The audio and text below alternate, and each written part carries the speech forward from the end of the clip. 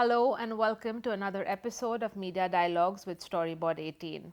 I'm Delshad Irani and today I'm in conversation with Philippe Schaus, Chief Executive Officer of Moët Hennessy, the wines and spirits division of LVMH. Philippe is with us today to shed light on what the company is doing in the India market, how it's reimagining experiences for consumers in a post-pandemic world, and how India is redefining Asia's luxury landscape. Hello and welcome to CNBC TV18, Philippe. It's lovely to have you on the show. Thank you. Thanks for inviting me. So, Philippe, I'm just going to get straight into the conversation with you and ask you, where does India currently stand in Moët Hennessy's global scheme of things? How excited are you about the India market? Where does it stand? Give me your take on India. Look, India is still a relatively small luxury market today, with some exceptions. For instance, in Glenmorangie, it's one of our five largest markets. Glenmorangie is our whiskey brand.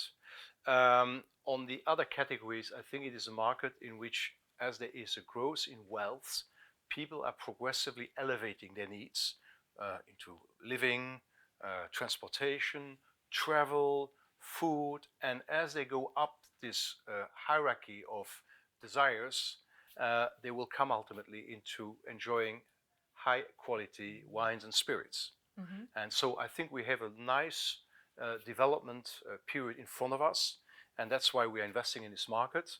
That's why we build a winery with Chandon in India. That's why we believe in the Indian market. Mm-hmm. I'm glad you mentioned investment. Of course, you invested in the winery a while ago. Tell me, what else are you looking at investing in? Where are some of the sort of growth areas that you're focusing on when it comes to certain brands that you're seeing, particularly with an uptake in India? What do you have your eye on in terms of your investments, market development, speaking about the market here? I would say our priorities right now would be, first of all, continuing to develop Chandon. You know, Chandon comes out of the idea to look for the best terroirs in the world, to replicate the quality of champagne in other parts of the world. And that was an idea of one of the members of the founding family of Moët Chandon. And they went to different parts of the world, including Argentina and Brazil and United States and India. And that's why this winery exists today, and the whole idea is to make this the most prestigious, the most desirable Indian version of our champagne in France. Mm-hmm. So then, of course, we have a large portfolio which we have not yet distributed in India. So we are, for instance, our rosé wines, our Rosé de Provence wines are hardly distributed in India today, or some of our spirits, like our tequila, is only starting to be distributed. So we have a lot of potential there in bringing the portfolio which we already have in other markets of the world into India as well. And then, of course, as you are hinting at, of course, we are not depriving ourselves of looking at opportunities within India, but of course we are always looking at the highest level of quality in every category, and there are possibly things which will be possible in the next 3 years. Mm-hmm. In terms of acquisitions, in terms of acquisitions or partnerships or what it can be. Mm-hmm. Mm-hmm. Because there are a lot of interesting homegrown brands that are coming up across segments in the alcohol beverage space. And is there something that has struck you there in terms of the brands that are emerging out of India as well, that could perhaps add on to your portfolio? I mean, my first reaction to indeed seeing some Indian whiskey brands now at a high level and competing with Scottish whiskies, my first reaction is a very positive one, in the sense that it elevates the consumer's understanding of the category, the interest for the category. Whiskey drinkers are typically, they're drinking in a repertoire. They like to try out different things, and to have a national brand or a couple of national brands to choose from, if anything, is going to help the category. So we are very positive about that. Should we one day be able to partner in some way with one of these brands? Possibly. It could be very interesting. So we keep all our options open. Mm-hmm, absolutely. And because you mentioned Indian consumers, let's just dig a little bit into, what perhaps makes the Indian luxury consumer different from your consumers in other markets, whether it is North America, Europe, or, places in the Middle East, like Dubai, for instance. What sets apart the Indian luxury consumer? And let me also expand on that question a little bit and ask you how India is perhaps reshaping the idea of luxury in Asia, for instance.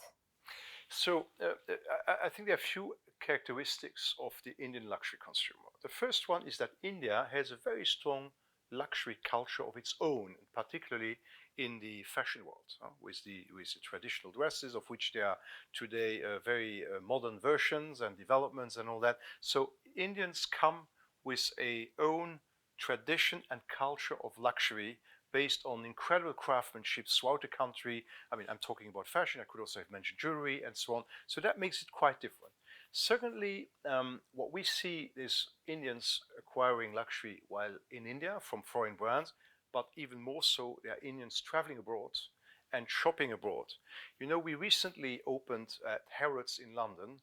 For the first time, Harrods opened a ground floor champagne bar in the middle of the beauty section, as they wanted to create this energized concept around the Moët Hennessy brand. Mm-hmm. So Moët Hennessy today has this bar, and it's very interesting to observe who the customers are. And a large proportion come from India. So they go to Harrods and they like to enjoy one of our brands, our flagship brands, which is Moët Hennessy, and that says a lot about it. How we don't have a bar like that in India, mm-hmm. but once we open it in Harrods, it works immediately with an Indian consumer. And there are other places. I mean, Dubai, the Far East. There are many places where we see a growing number of Indian consumers who shop our bars, restaurants, boutiques, mm-hmm. and who like to enjoy, learn, bring back the taste, the culture of high-end wines and spirits, and of course other luxury categories back home. We also have, in a growing way, Indian tourists who visit our wineries in mm-hmm. France. In Champagne, for instance, we have very nice programs for the visit of the wineries, where you visit the cellars and you get explanation on the wines, and you visit the chateaus. We have a growing number of Indian tourists who really come and want to enjoy that, want to discover this world of magic of winemaking and champagne making. Mm-hmm, mm-hmm. So it's really about the experiences is what I'm hearing now. And that's true for a lot of consumers. But before I get into that, because you mentioned, for instance, the East as well, there's always this comparison between India and China and Indian and Chinese consumers. And quickly, if you could tell me a little bit about how India has perhaps progressed in that equation for Moët Hennessy in terms of, the China market versus the India market, or it's not a versus even, but how do you sort of compare the two markets? I mean, in our world, the markets are very different. Mm-hmm. China is much more a market for white spirits, for local spirits, baijiu. And then the second big category in spirits is cognac, mm-hmm. Where Hennessy has a very important role.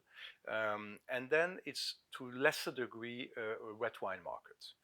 Conversely, India in the south is more cognac driven. In the north, it's much more whiskey driven. And India has very important own production of whiskies at every price level. So there's a very strong link with the world of whiskey, with you could say an imported spirit, but made here in India, which you don't have in China. So in that sense, there's quite a difference. And then I would say that in terms of wealth building and traveling, of course, China has a few years of advance on India, but I guess India is going to catch up over the next decades or so. Mm-hmm. We'll come to that, talk about India's decade. But before that, because we spoke about the kind of experiences that you're seeing consumers wanting and desiring, let me ask you then, how important is it to give consumers an aspirational experience versus a more sort of personalized experience? How are you looking at developing and designing those experiences for consumers today? Is it just about aspiration, or is it more about personalization today? Well, it becomes both. In the world of wine and spirits, if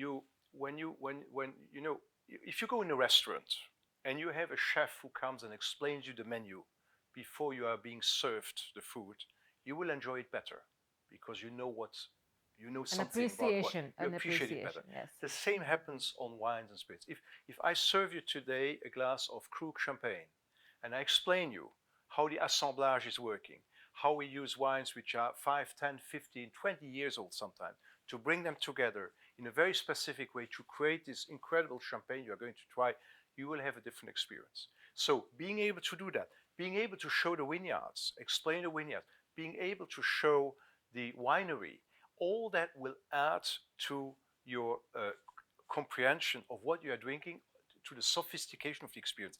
We have brought it to an extreme with Chandon in California. We've created a visitor center in which you have all of that. You visit the winery, you can see the vineyard, you get all the explanation, but you also have a whole program where there's a marriage between food and sparkling wine, and you can book experiences which can last 2, 3, 4 hours.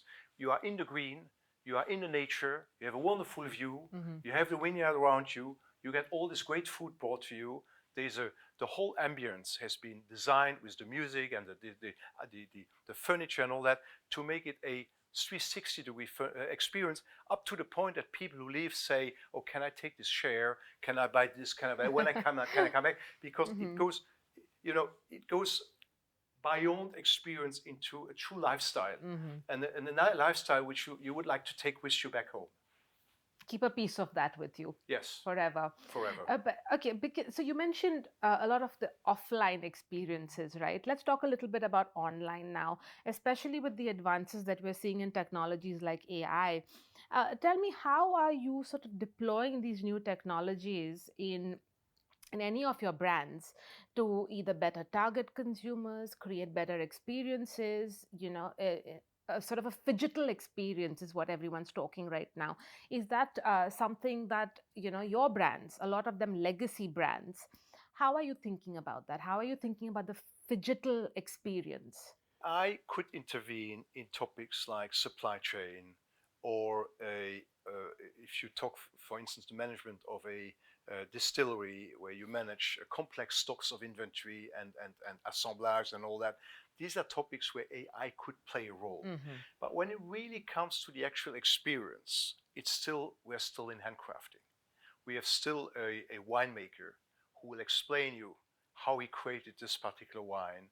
We're still going to talk about how this season was different from the previous season, and how the whole viticulture was adapted to that particular season to bring out the best of the terroir, whatever the climate would have been, whatever the rain would have been, whatever the sunshine would have been, whatever the temperature would have been. So I would say we are still selling the magic of this old craftsmanship, and this which has been transmitted from generation to generation over hundreds of years.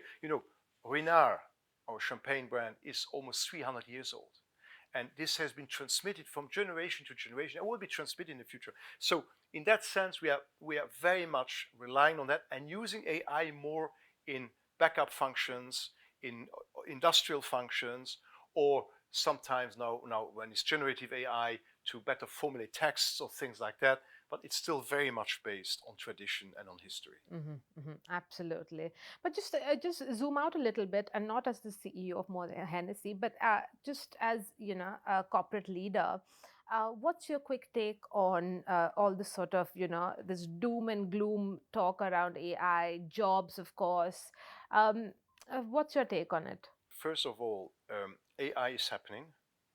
AI will do some things better than humans can do them. For other things, we'll still need the humans and their intuition and their savoir-faire. I think AI will help people to better job. I think it will create new jobs also. It will elevate the levels of what we are expecting in many areas. Because we started talking about people, Philippe, let me ask you on your sustainability agenda, for instance. There's a lot of talk about how the new bottom line is people, planet, profits. Do you subscribe to that, number one?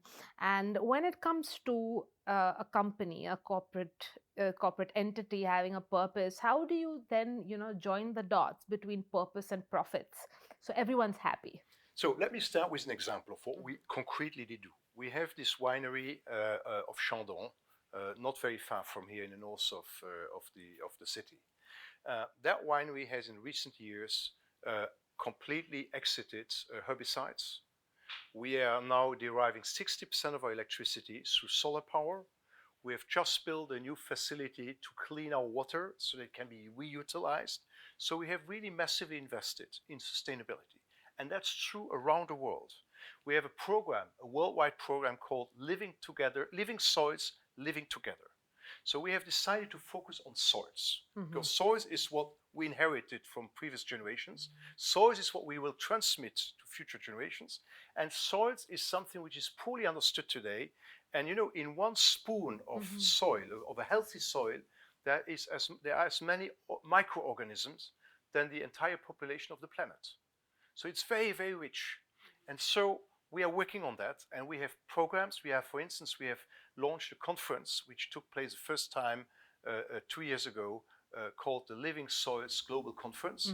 We are going to redo it this year, where we bring experts from all over the planet together. We act as a catalyst to bring them together in different topics and help science progress on this very, very critical topic of soils. Now, besides that, of course, we do what I just described. We do work on biodiversity. We are, for instance, Champagne region, which is today is more or less a monoculture region.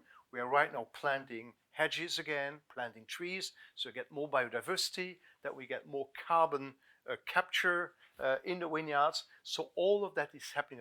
And all of that costs money, of course, coming to the profit question.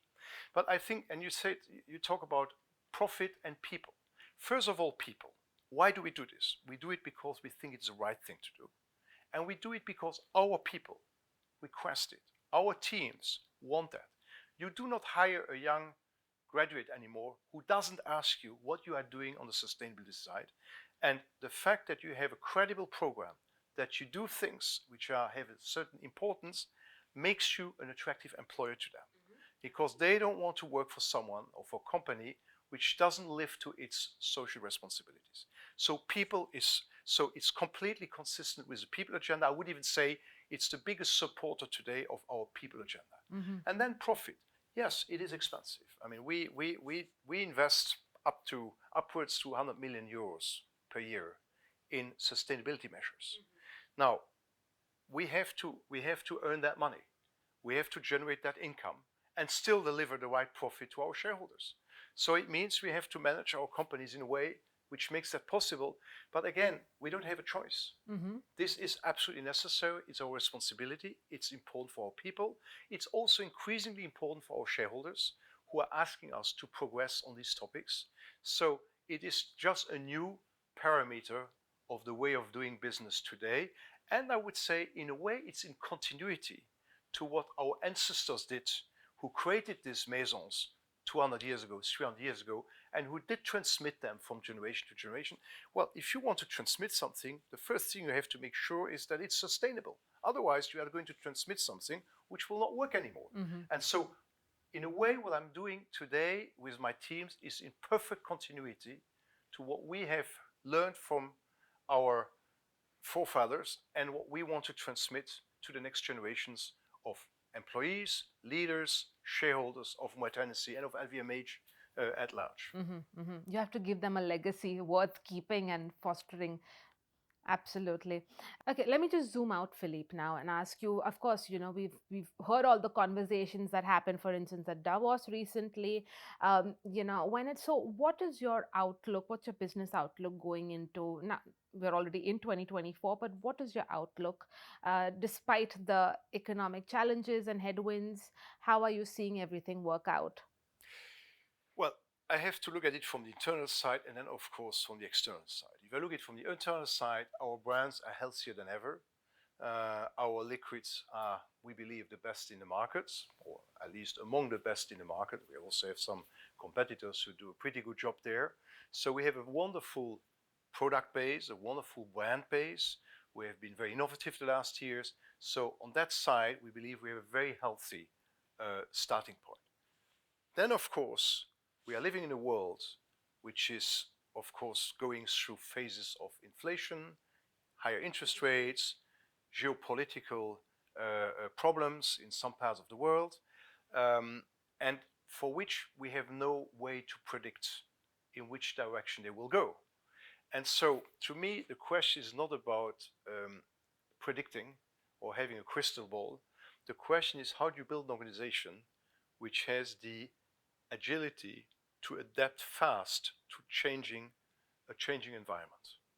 So it's about being agile, it's about being able to accelerate where you can accelerate, to slow down where you need to slow down, and do that relatively fast, because we cannot predict what the world will be in 6 months from now, but we can construct organizations which will adapt relatively fast to whatever happens in their environment. The world could look very different in 6 months from now, given elections in, key countries, global economies Almost half like of the India population and in the world will have elections, some of which are very, very predictable, and some of which are not so predictable. May I ask you which ones, according to you, are predictable? Well, I get in some countries, elections tend to confirm the current incumbent, and in other countries, it can vary in a brutal way between one administration and the next one. So everything is possible. Absolutely. One last question, Philippe, before I let you go, and this is a bit personal as well. So it's very interesting because you studied aerospace engineering, and then you went from that and you tried different things, and then you landed up in the alcohol beverage industry. Tell me a little bit about that journey. How has it been for you, and the transitions, and why? I would say that journey is driven by one personal characteristic, which is my curiosity. I studied aerospace engineering because I was really curious about it. Then I wanted to go to finance. I wanted to see what is it to work in finance industry. I went to JP Morgan. Then I thought I should be a consultant, helping companies reorganize, doing marketing plans and all that. And then I moved to another sector, which was the tableware sector, which was selling porcelain and cutlery and things like that. And then I ended up finally at LVMH, first Vuitton, then running a distribution company in Asia, and then now Moët Hennessy. So what is the common red thread here is that I believe leadership is about giving a vision, it's about empowering people, it's about building teams which can be successful, it's about bringing into your team the capabilities which you need to be successful, regardless of your own capabilities. And that is constant in all these different fields. And then, of course, whenever you change to another category, I mean, in a way, you start on a new learning curve. When I started in wine and spirits, the first thing I said, I have to visit the vineyard. I had no idea how it works. I have to visit a winery. I have to understand this. I started reading books about winemaking, about different terroirs in the world and all that. I started to learn about distillation. I started to learn about Scottish whiskey. So, and that's very enriching if you come into a completely new field, and you are forced to learn at a very fast pace things which other people have been doing for their entire life. And I find that very rewarding and very exciting. And so for me, these changes have always been super positive. Of course, you always put yourself at risk at the beginning because you come in a field you don't know. But then as you go on in a new role, you can then pull from previous experiences in very different roles. And that allows you to bring a perspective which maybe other people will not have in the role.